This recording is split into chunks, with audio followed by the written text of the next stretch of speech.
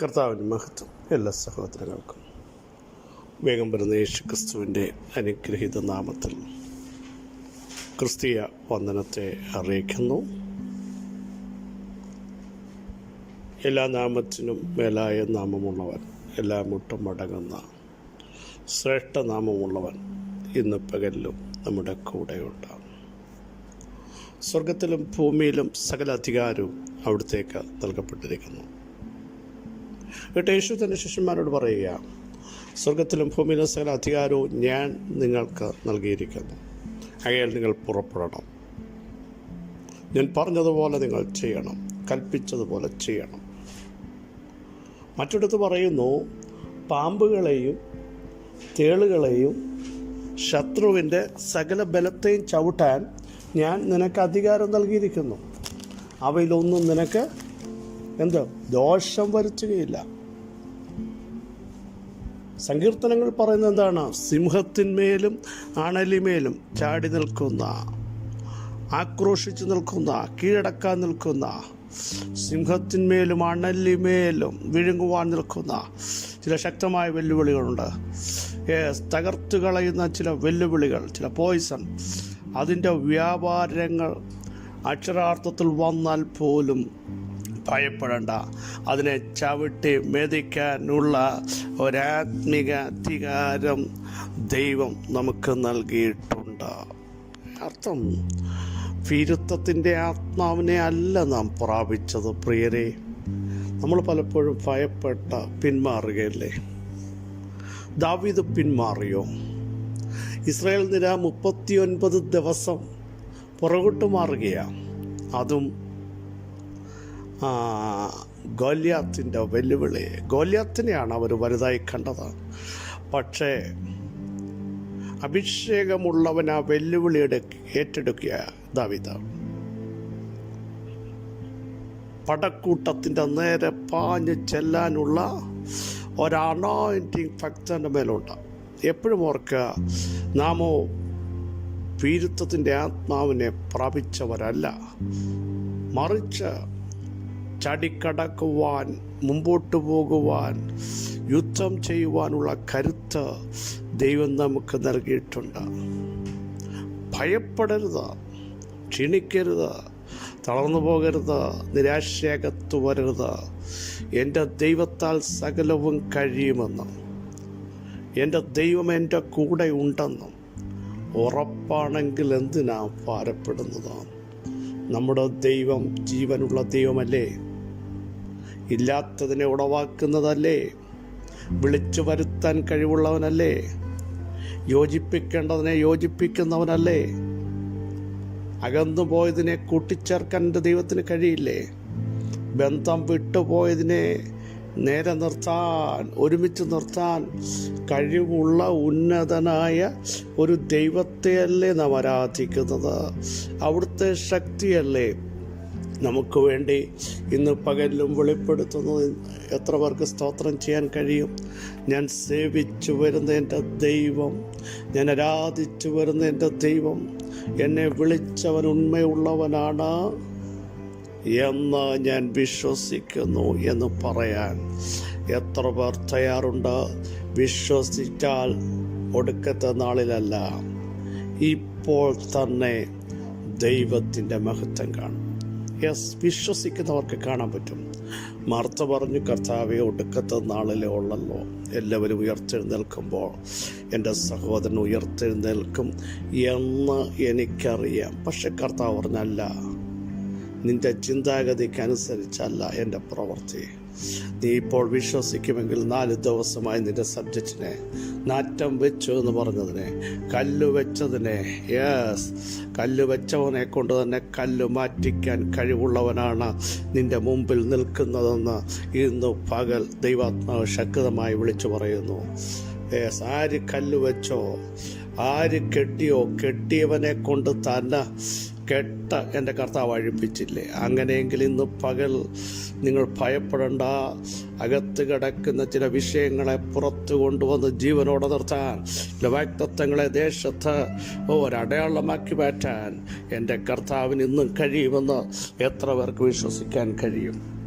സങ്കീർത്തനം 50 7-ാമത്തെ വാക്യം നമുക്ക് വളരെ സുപരിതമാണല്ലോ. എൻ്റെ ജനമേ കേൾക്ക, ഞാൻ നിന്നോട് സംസാരിക്കും. ഇസ്രായേലേ, ഞാൻ നിന്നോട് സാക്ഷീകരിക്കും. ദൈവമായ ഞാൻ നിന്റെ ദൈവമായിരുന്നു. ആസാഫിൻ്റെ ഒരു സങ്കീർത്തനമാണ്. ദൈവം മൗനമായിരിക്കുന്ന ദൈവമല്ല. അതിൻ്റെ തുടക്കത്തിൽ 1-2 വാക്യം വായിക്കുമ്പോൾ ദൈവം വരുന്നു. Yes, hallelujah. അവൻ്റെ മുമ്പിൽ തീ ദഹിപ്പിക്കുന്നു. അവൻ്റെ ചുറ്റും വലിയൊരു കൊടുങ്കാറ്റടിക്കുന്നു. വരുന്ന ഒരു ദൈവമുണ്ട്, ന്യായം വിധിക്കുന്ന ഒരു ദൈവമുണ്ട്, പ്രകാശിക്കുന്ന ഒരു ദൈവമുണ്ട്, തൻ്റെ വൃതന്മാരോട് ചെയ്ത നിയമം പ്രാവർത്തികമാക്കുന്ന ഒരു ദൈവമുണ്ട് എന്ന് പറഞ്ഞാണ് ഈ സങ്കീർത്തനം തുടങ്ങുന്നത്. എന്നിട്ട് പറയുക, എൻ്റെ ജനമേ. അവരെ അഡ്രസ്സ് ചെയ്യുന്നത്, പ്രിയരെ, മറ്റുള്ളവർ നമുക്കാരുമില്ലെന്ന് പറഞ്ഞാലും, വിലയില്ലാത്തവരെന്ന് പറഞ്ഞാലും, ചോദിക്കാനും പറയാനും നിങ്ങളുടെ കൂടെ ആരുമില്ലെന്ന് നിങ്ങളെപ്പറ്റി പറഞ്ഞാലും, ഒരുവൻ അഡ്രസ്സ് ചെയ്യുന്നു, അവർ എൻ്റെ ജനം, അവർ എനിക്കുള്ളവർ. എൻ്റെ ജനമേ കേൾക്കാം. ഇന്ന് പകൽ ദൈവം പറയുന്നത് കേൾക്കാൻ തയ്യാറുണ്ടോ? ചെവി തുറന്ന് ഈ പകൽ കേൾക്കണം. കേൾക്കാൻ ചെവിയുള്ളവൻ കേൾക്കട്ടെ എന്ന് തിരുവെഴുത്ത് പറയുന്നത് പോലെ ദൈവശബ്ദം കേൾക്കാൻ എന്നോടും എൻ്റെ കുടുംബത്തോടും എൻ്റെ മിനിസ്ട്രിയോടും ഉള്ള ദൈവത്തിൻ്റെ ശബ്ദം എന്തെന്ന് കേൾക്കാൻ ഓരോ ദിവസവും കാതോർക്കണം. അങ്ങനെയെങ്കിൽ അവിടുത്തെ ശബ്ദം ഇങ്ങനെ വിളിച്ചു പറയുന്നു, എൻ്റെ ജനമേ, നിങ്ങൾ കേൾക്ക, ഞാൻ നിന്നോട് സംസാരിക്കും. ഭയപ്പെടണ്ട എന്ന് പറയുന്ന ദൈവശബ്ദം, മുൻപോട്ട് പോകുക എന്ന് പറയുന്ന ദൈവശബ്ദം, ഞാനാകുന്നവൻ ഞാനാകുന്നു എന്ന് പറയുന്ന ദൈവശബ്ദം, ഞാൻ വിടുവിക്കുകയും സൗഖ്യമാക്കുകയും ചെയ്യുന്നു എന്ന് പറയുന്ന ദൈവശബ്ദം, ഞാൻ പ്രവർത്തിക്കും, ആര് തടുക്കുമെന്ന് ചോദിക്കുന്ന ദൈവത്തിൻ്റെ മാറ്റമില്ലാത്ത ശബ്ദം, എൻ്റെ കൃപ നിനക്ക് മതി എന്ന് പറയുന്ന കർത്താവിൻ്റെ സാന്നിധ്യം. ഹല്ലേലൂയ. ഞാൻ തന്നെ അത് ചെയ്യുമെന്ന് പറയുന്ന ശ്രേഷ്ഠ ശബ്ദം, ഞാൻ തുറന്നാൽ അതിനെ അടയ്ക്കുവാൻ ആർക്കും സാധ്യമല്ല എന്ന് പറയുന്ന ശബ്ദം. മാത്രമല്ല, ഇതാ ഞാൻ വേഗം വരുന്നു, കണ്ണുനീരും ദുഃഖവും മുറവിളിയും മാറ്റുവാൻ ആ സുദിനം സമാഗതമായി എന്ന് പറയുന്ന ശബ്ദം. ഓരോ ദിവസവും നിങ്ങളുടെ വിഷയങ്ങൾ സങ്കീർണമാകാം, പക്ഷെ കർത്താവ് പറയുന്നു, എൻ്റെ ജനമേ, നിങ്ങൾ എൻ്റെ ജനമാണ്. നമ്മൾ ഭൂമിയിലുള്ള സകല മനുഷ്യരിലും വിശേഷതയുള്ളവരാണ്. ദൈവത്തിന് നമ്മളൊരു നിക്ഷേപമാണ്. ഓർക്കണമേ. അങ്ങനെയുള്ളവരോട് പറയുന്നത്, എൻ്റെ ജനമേ കേൾക്ക, ഞാൻ നിന്നോട് സംസാരിക്കും. സംസാരിക്കുന്ന ഒരു ദൈവമുണ്ട് കേട്ടോ. കൂടപ്പുറപ്പുകൾ സംസാരിച്ചില്ലായിരിക്കാം, മാതാപിതാക്കളോ മക്കളോ നിങ്ങളോട് സംസാരിച്ചില്ലെങ്കിലും വ്യക്തമായി നിങ്ങളോട് സംസാരിക്കുന്ന ഒരു ദൈവം, ഇടപെടുന്ന ഒരു ദൈവം ഇന്ന് പകലിലും കൂടെയുണ്ട്. വിശ്വസിക്കുന്നവർ ആമേൻ പറയാമോ? എന്നിട്ട് പറയുന്നു, ഇസ്രായേലേ, ഞാൻ നിന്നോട് സാക്ഷീകരിക്കും. ദൈവം ചില ഉടമ്പടികൾ നമ്മളോട് ചെയ്യുക. ഞാൻ നിന്നെ വിടുവിക്കുമ്പോൾ, ഞാൻ നിനക്ക് വേണ്ടി പ്രവർത്തിക്കുമ്പോൾ, അതൊരു സാക്ഷ്യമായി നിന്റെ ജീവിതത്തിൽ വെളിപ്പെടുത്താൻ എനിക്ക് കഴിയും. നീ ചോദിക്കുന്നില്ലേ എങ്ങനെയാണ്? ഇനിയും സാധ്യതയുണ്ടോ? ഇനിയും അത് നടക്കുമോ? പക്ഷെ കഥ പറഞ്ഞു, നിന്നെ കൊണ്ട് സാക്ഷീകരിപ്പിക്കത്തക്ക രീതിയിൽ ഞാൻ നിന്നോടത് സാക്ഷീകരിക്കാൻ പോകുകയാണ്. നീ കുഴഞ്ഞു പോയപ്പോഴും, നീ തളർന്നു പോയപ്പോഴും, നേരെ നിൽക്കുവാൻ പറ്റത്തില്ലെന്ന് പറഞ്ഞപ്പോഴും ഞാൻ നിന്നെ വിടുവിച്ചത് നിന്നോട് സാക്ഷീകരിക്കാൻ ദൈവത്തിന് കഴിയും. നിന്നെ താങ്ങിയ വിധങ്ങൾ ഇന്ന് പകലും മറന്നുപോകാതെ അവിടുന്ന് വീണ്ടും നിന്നെ ഓർപ്പിച്ച് സാക്ഷീകരിക്കും. സ്തോത്രം. അടുത്ത ഭാഗം നിങ്ങൾ ശ്രദ്ധിക്കൂ. ദൈവമായ ഞാൻ നിന്റെ ദൈവം. ദൈവമായ ഞാൻ നിന്റെ ദൈവം. ഉറപ്പാക്കണം, യഹോവയായ ദൈവം എൻ്റെ ദൈവം, പുരാതനായ ദൈവം എൻ്റെ ദൈവം, ശാശ്വതവാസിയായ ദൈവം എൻ്റെ ദൈവം, അനാദിയായ ദൈവം എൻ്റെ ദൈവം, മരിച്ചവരെ ജീവിപ്പിക്കുന്ന ദൈവം എൻ്റെ ദൈവം. ആരംഭത്തിങ്കൽ തന്നെ അവസാനം അറിയുന്ന ദൈവം എൻ്റെ ദൈവം. അൽഫയും ഒമേഗയുമായ ദൈവം എൻ്റെ ദൈവം. സഹായിക്കുകയും ശക്തീകരിക്കുകയും ബലം കൽപ്പിക്കുകയും ചെയ്യുന്ന ദൈവം എൻ്റെ ദൈവം. യെശൂരിൻ്റെ ദൈവം എൻ്റെ ദൈവം. എബ്രായരുടെ ദൈവം എൻ്റെ ദൈവം. തീഷ്ണതയുള്ള ദൈവം എൻ്റെ ദൈവം. ഈ പകലൊന്ന് പ്രഖ്യാപിക്കൂ, അവിടുത്തെ കരം കുറുതായി പോയിട്ടില്ല. ഉയർന്നിരിക്കുന്ന ദൈവം എൻ്റെ ദൈവം. സ്വർഗം സിംഹാസനമായി ഭൂമി പാദപീഠമായിരിക്കുന്ന ദൈവം എൻ്റെ ദൈവം. ആ ദൈവത്തിന്റെ കരത്തിന്റെ വല്ലഭത്വം ഇന്ന് പകൽ വെളിപ്പെടുക.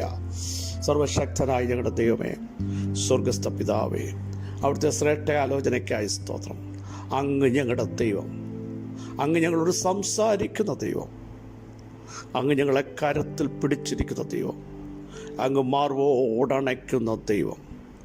അങ്ങയുടെ മഹിമയുള്ള സാക്ഷ്യങ്ങൾ ഞങ്ങൾക്ക് അടയാളമായി തീരത്തക്ക രീതിയിൽ ഞങ്ങളോട് സാക്ഷീകരിക്കുന്ന ദൈവത്തിൻ്റെ പ്രവൃത്തി ഇന്ന് പകൽ ഞങ്ങൾ ഏറ്റെടുക്കുന്നു. പിതാവ് യേശുവിൻ്റെ നാമത്തിൽ അങ്ങയുടെ മഹത്വമുള്ള ഭുജം ഞങ്ങൾക്ക് വേണ്ടി വെളിപ്പെട്ട് വന്നിരിക്കാൻ സ്തോത്രം.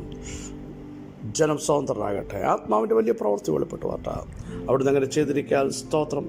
സകല മഹത്വം അങ്ങേക്ക് യേശുവിൻ നാമത്തിൽ തന്നെ ആമേൻ. ക്രിസ്തുവിൽ വാത്സല്യ സഹോദരങ്ങളെ, നമ്മളോട് സംസാരിക്കുന്ന ദൈവം, നമ്മളെ കരത്തിലെടുക്കുന്ന ദൈവം, യഹോവയായ യാഹ് നമ്മുടെ ദൈവമാണ്. ആ ദൈവത്തിന് നന്ദി പറഞ്ഞുകൊണ്ട് മുൻപോട്ട് പോകാം. ഈ വചനങ്ങളെല്ലാം അവിടെ സഹായിക്കട്ടെ. ക്രിസ്തുവിൽ നിങ്ങളുടെ സഹോദരൻ പസ്ബിജു മാത്യു.